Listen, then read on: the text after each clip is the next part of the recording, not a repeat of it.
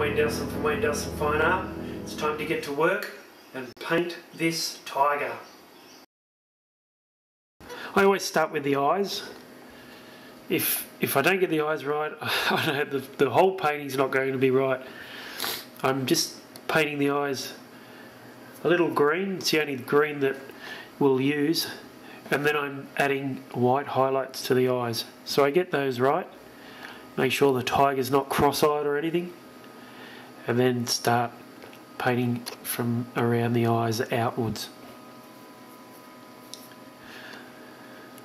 So you'll see I go from different parts of the painting, whatever I feel like painting, I'll just jump around.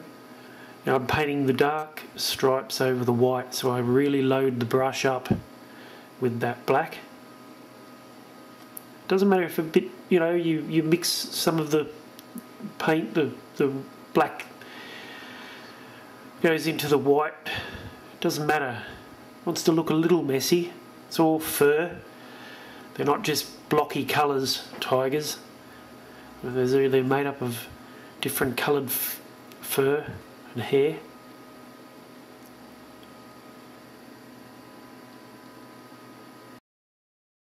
I wasn't happy with the shape of the head, and after painting it around here, and we'll fix this later on with the snow, the white background.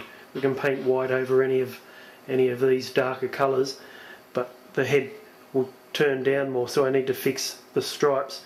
There's a few more stripes to put in here and there. I used a little bit of green on the eyes, but the dominant colours are gold ochre and yellow ochre with some burnt sienna. And then for the darks, I always mix burnt umber with French ultramarine blue. So by mixing those two, that gives us our black for the stripes. So we'll continue on. This side of the face will need a lot of work, but like I said, as we go through and paint, you'll find that you'll see the mistakes that are in the drawing a lot easier when looking at it in colour and we're actually painting it.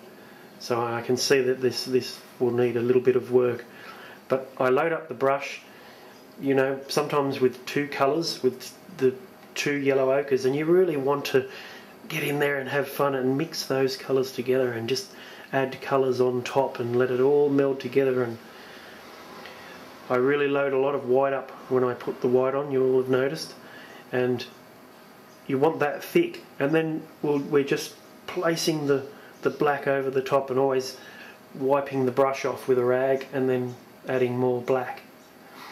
You don't want to create a huge blobby mess, but it's just that subtleness of adding the colour on, and you'll find that you can, especially with these areas, let it mix in and add some white and rough it up. Also here and here, pushing with the brush to make the beautiful fur on the tiger, and we'll add more and more. And then later on, when it's all dry, we'll be adding all the white blobs of snow. It'll be all white with a bit of violet in the shadows. Alright, continuing on, working my way out. Do one side, then do the other. Keep it symmetrical. Here where I add the white, I'm not worried about it mixing with that black. Once it's all dry, we can add some fine pure white fur to that part of the tiger's face where their hair is a little longer. And we get the painting to a point where it's about 95% finished. Then we can just add just those last touches when the painting is fully dry. So you can see once the camera's been pulled back, it really starts to come alive. These are oil paints. Oil paints are just so rich in colour. But you always view the paintings from a distance.